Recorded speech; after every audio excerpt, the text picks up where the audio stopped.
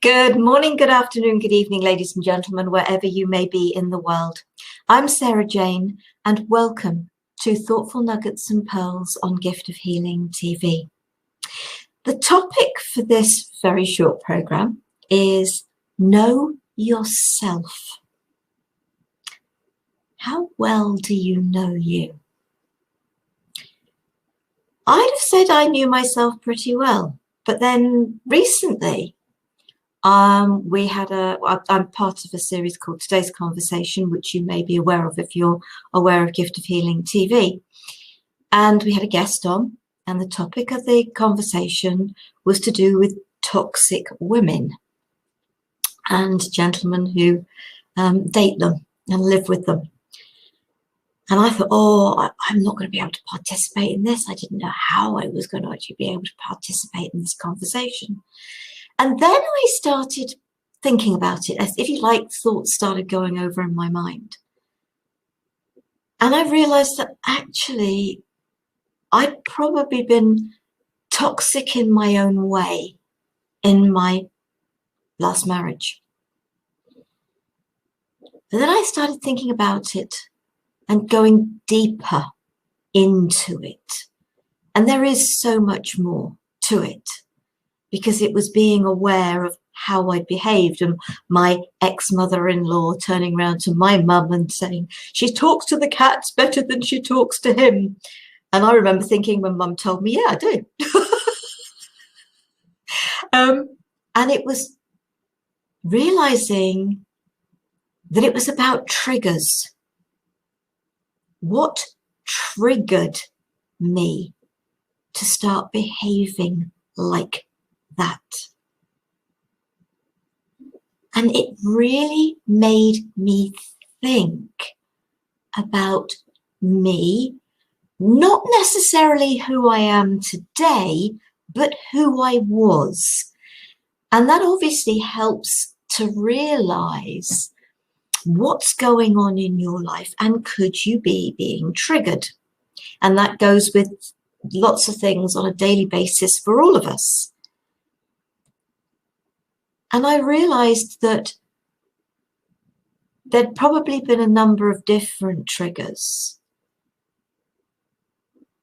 But yes, it had all started when certain things happened, when he, without being aware of it, triggered me in my insecurities, my realizing that, because I'd always believed that relationships couldn't last. Now, we're talking quite a long time ago now, over 20 years ago now. And my life has changed a lot. And I have grown a lot in that period of time. And then I thought about it even deeper. And I thought about his mum and dad's relationship and what little I knew about it, although I know or knew both his mum and his dad. And his dad did die before actually, I think he died before he even got married. But I did know them both, and I did witness them together. And I realized that he was behaving the way his dad behaved with his mum. And this was looking at it now. I think if I'd have understood, maybe, just maybe, we could have had a conversation, and maybe, just maybe, we could have resolved it. But it wasn't going to work for me, and it went on for far too long, and I really didn't understand. It wasn't until recently I even understood about the triggers. But things trigger us. And so if you are feeling triggered, and it doesn't have to be about being a toxic woman, it can be anything. It can be anything that goes on in our life. It's even down to us losing our temper and not being happy about something. It can be about so many different things. But it's about knowing who you are, knowing your story. Now, yeah, at the time all that happened, I had no idea that I was actually behaving as a people pleaser for the whole of my life. Terminology like this only ever appeared in my life once I started to come out of it and I realized what I had been doing.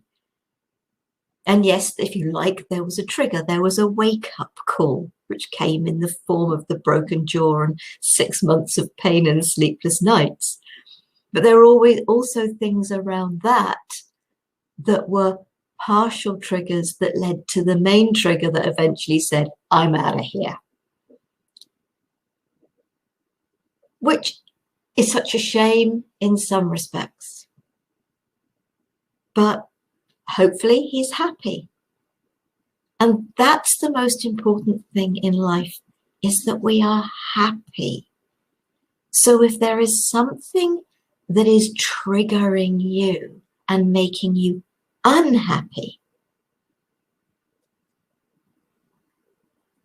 see if you can find in your life what could be causing you to be triggered.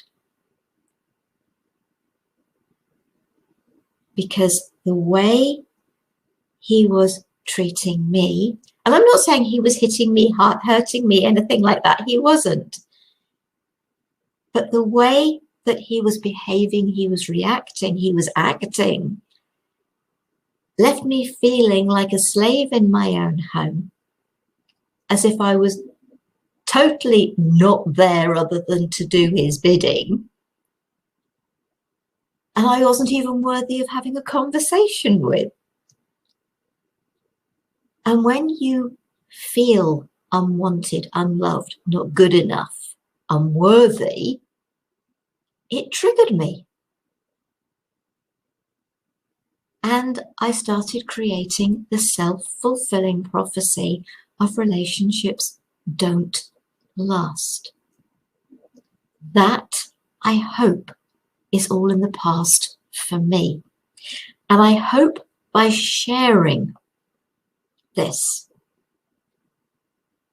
that if there's anything that you may be going through,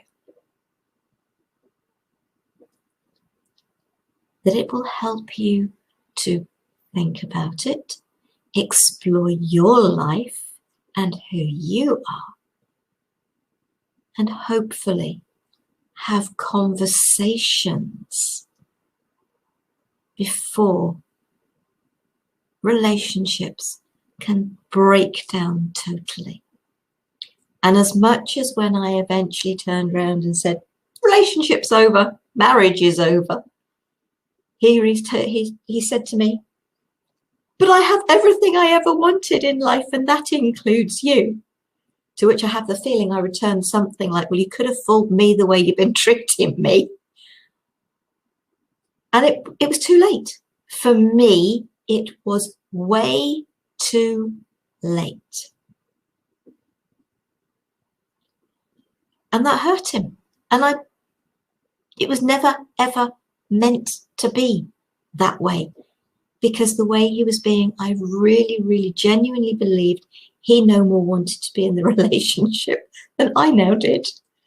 And apparently that wasn't the case. But sometimes if it's allowed to fester for too long, which in this case it was way too long, it is irretrievable. I hope that you don't have to revisit the past, revisit the experiences. It is just of being aware of the experiences you've had, and could there be something there in your past that has created a learned behavior of self-preservation, because that's what I feel it is, and it certainly was for me. And if you can catch it quick enough, have conversations that can resolve it, or it may push things out the way you expected them to be, but at least it is quicker than the years that can go by.